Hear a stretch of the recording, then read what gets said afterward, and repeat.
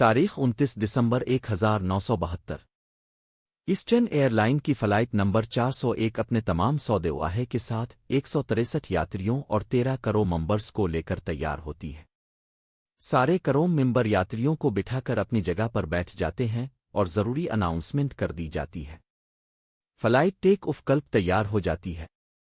Flight کے captain جو 55 سال کے لافٹ ہوتے ہیں، جنہیں فلائٹ اڑانے کا کل 30,000 گھنٹے کا انبو ہوتا ہے، ان کے ساتھ ان کا ایک کو پائلٹ بھی ہوتا ہے، اور ساتھ ہی فلائٹ انجینئر ڈان ریپو بھی اپنے انبو کے ساتھ فلائٹ میں موجود ہوتے ہیں۔ 9:20 پر فلائٹ نیویارک جون کینیڈی ایئرپورٹ سے فلوریڈا کے میامی ایئرپورٹ کے لیے اڑان بھر دیتی ہے۔ سب لوگ اپنے اپنے حساب سے پلان کی یاترا کو انجوائے کر رہے ہوتے ہیں، اور کروم ممبر ان کی سیوا میں لگے ہوتے ہیں۔ سب کچھ ٹھیک چل رہا ہوتا ہے۔ فلائٹ قریب 2 گھنٹے کی اڑان پوری کر چکی ہوتی ہے۔ عرب فلوریڈا بھی الف ہی گیا تھا۔ ایئرپورٹ سے کچھ دور پہلے ہی فلائٹ کے کیپٹن خود کو لینڈنگ کے لیے تیار کرنے لگتے ہیں۔ فلائٹ میں لینڈنگ کے لیے ضروری اناؤنسمنٹ ہونے لگتی ہے، لیکن کسے پتا تھا کہ اناؤنسمنٹ کبھی ریلٹ ایگزیکٹ تک نہیں پہنچ پائے گی۔ خیر، اب فلائٹ ایئرپورٹ کے پاس پہنچ چکی تھی۔ سب کے چہرے پر منزل پر پہنچنے کی خوشی دیکھ رہی تھی۔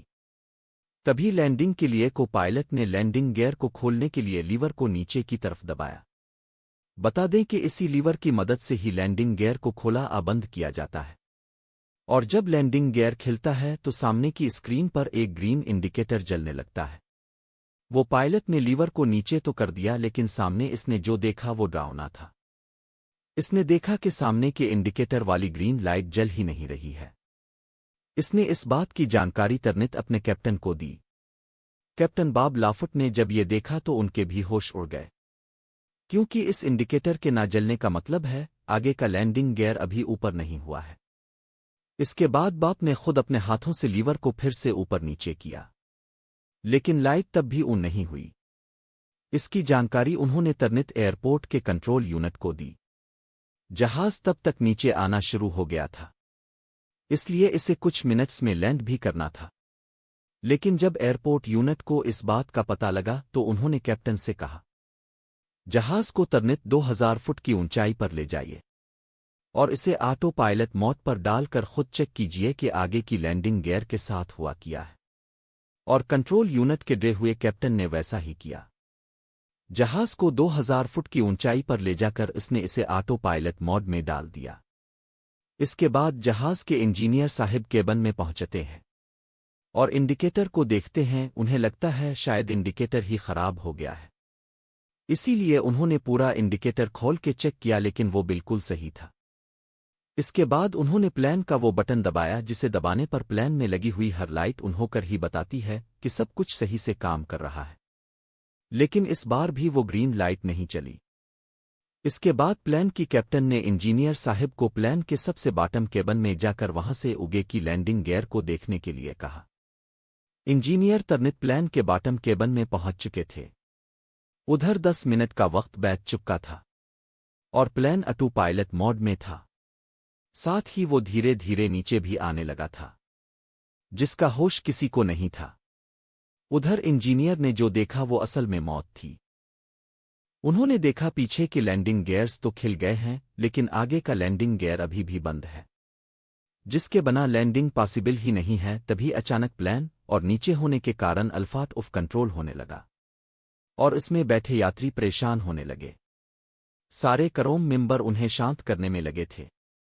جہاز قریب 1000 فٹ کی اونچائی پر الف گیا تھا، جسے دیکھ کر کیپٹن کو لگا اگر اور نیچے گیا تو کہیں ٹکرا جائے گا۔ اسی لیے وہ پلان کو 180 ڈگری موڑنے کی کوشش کرنے لگا، لیکن اس کی کوشش پوری طرح ناکام رہی اور پلان بڑی برے طریقے سے زمین سے جا ٹکرایا اور کریش ہو گیا۔ آپ اس کریش کی انٹینسٹی اس بات سے سمجھ سکتے ہیں کہ پلان جب زمین سے ٹکرا رہا تھا تو اس کی سپیڈ قریب 350 کلومیٹر پردے گھنٹے تھی، جس وجہ سے جہاز کے پر خرچے اڑ گئے، جس میں کل 101 لوگوں کی جان چلی گئی اور 75 لوگوں کو زندہ بچا لیا گیا۔ جہاز کا ملبہ ایئرپورٹس قریب 30 کلومیٹر دور جا کر ملا۔ اب آپ کو لگ رہا ہوگا کہ اس میں بھوت تو آیا ہی نہیں، تو دوستوں ابھی یہ کہانی ختم نہیں ہوئی ہے، بلکہ ایک طریقے سے یہیں سے تو شروع ہوتی ہے۔ ہوا کچھ یوں کہ اس فلائٹ کے بعد میں ایک اور eastern airline flight TriStar 318 بھی ویک سے میامی کے لیے اڑان بھرتی ہے۔ اڑان بھرنے کے بعد فلائٹ کی ہوسٹیز میری کا دھیان رکھتے ہوئے فوڈ سٹور کی طرف جانے لگتی ہے، لیکن اس نے ان سے کچھ نکالنے کے لیے جیسے اپنا ہاتھ بڑھایا تو اس کے سامنے ڈراؤنے شکل تھی جس کی آنکھ ہل رہی تھی۔ یہ دیکھ کے میری چلانا چاہتی تھی، لیکن اس کی اوز ہی نہیں نکل پا رہی تھی۔ اسے لگا یہ اس کا وہم ہے، لیکن جیسے اس نے اپنا ہاتھ دوبارہ ان کی طرف بڑھایا، وہ چہرہ پھر سے سامنے آ گیا اور اپنے ہونٹ ہلا کر کچھ کہنے کی کوشش کرنے لگا۔ میری ترنت ڈر کے وہاں سے بھاگ گئی اور جا کر اس نے فلائٹ انجینئر سے ساری باتیں کہی۔ انجینئر کو تو پہلے یہ بات مذاق لگی، لیکن جب وہ میری کے ساتھ فوڈ سٹور تک گیا تو اس نے بھی وہاں وہی دیکھا جو میری بول رہی تھی، ایک ڈرا ہوا چہرہ جو کچھ کہنے کی کوشش کر رہا تھا۔ اس بار اس چہرے سے آواز آ رہی تھی اور وہ ایک بات کر رہا تھا کہ کچھ ہی دیر میں اس فلائٹ میں اگ لگ جائے گی۔ اتنا کہتے وہ چہرہ وہاں سے غائب ہو گیا۔ میری کو کچھ سمجھ میں نہیں آ رہا تھا، لیکن انجینئر نے اس چہرے کو پہچان لیا۔ جی ہاں، وہ چہرہ تھا فلائٹ فزون میں مارے گئے فلائٹ انجینئر ڈان ریپو کا۔ جب میری اور فلائٹ انجینئر نے یہ بات باقی کروم ایمرز کو بتائی تو نے ان کی باتیں فضول لگی اور وہ ہنسنے لگی، لیکن اس کے ترنت بعد فلائٹ کے کیپٹن کو لگا انجن ٹھیک سے کام نہیں کر رہا، اس لیے وہ فلائٹ کو میکسیکو سے موڑ کے واپس نیو یارک کی طرف لے گیا، جہاں فلائٹ لینڈ کروانے کے لیے سبھی پیسنجرز کو ایئرپورٹ پر ویٹ کرنے کے لیے کہا گیا۔ اس کے بعد انجن کو ریپیئر کیا گیا اور اس کے بعد اسے چیک کرنے کے لیے فلائٹ کو بنا پیسنجر کے اڑایا جاتا ہے۔